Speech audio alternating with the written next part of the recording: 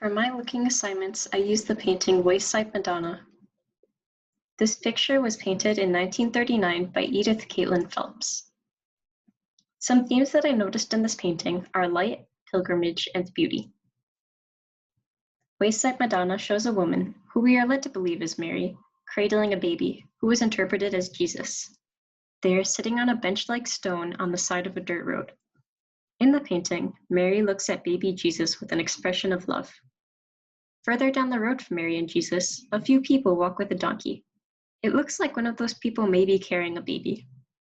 Ahead of those people, we see a church-like building. The background of the picture shows a blue mountain range under a semi-dark sky. You can see that behind the mountains, the sky is bright. This is most clearly visible to the left of Mary, where the mountains are lower.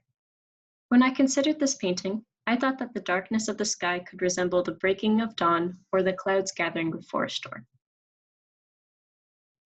You might have been wondering why Mary and Jesus have been in quotation marks. I have done this because I don't think that the artist of the painting meant for these figures to actually be Mary and Jesus. Firstly, the woman's clothes aren't styled in the same way that they are in most Madonna paintings. In fact, they look like those worn by women in the 1930s, which is when the painting was made. The woman is also wearing a ring, possibly a wedding ring, on her left hand. This is something that people only started doing in the Middle Ages, which was long after Mary's time. Finally, Mary and Jesus are almost always depicted as being Caucasian in Christian art, even though they likely were not. And this mother and child both have darker skin. Because of these reasons, I think that these figures are actually normal, everyday people like you and I. I think that these figures are meant to be initially interpreted as Mary and Jesus, so that when the viewer later realizes that the figures are regular people who represent themselves and their neighbors, they will also see the parallels between themselves and Mary and Jesus. This allows the viewer to access the fuller meaning of the painting. At first, when I looked at this painting, I thought that the background showed ancient Israel due to the palm trees and the attire of the people down the road. Later, I realized that they wouldn't have churches in ancient Israel. This is partially how I realized that the setting of the painting is actually a scriptural space.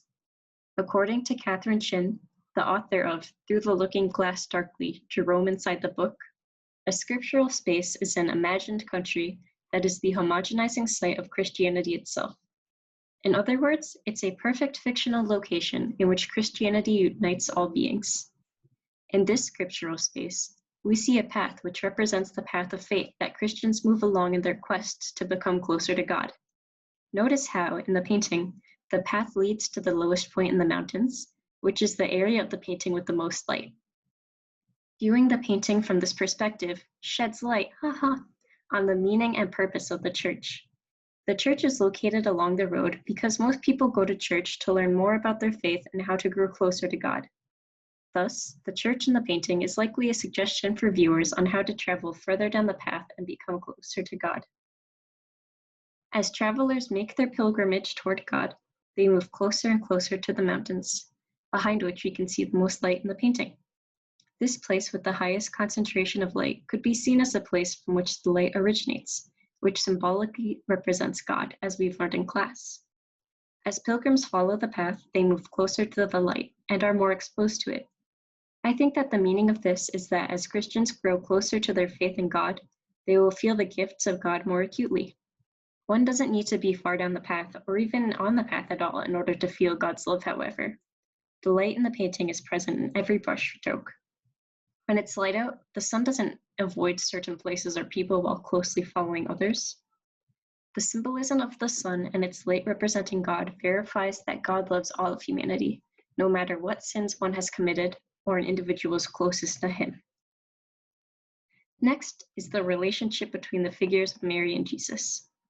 In the painting, Mary holds baby Jesus, an expression of love on her face.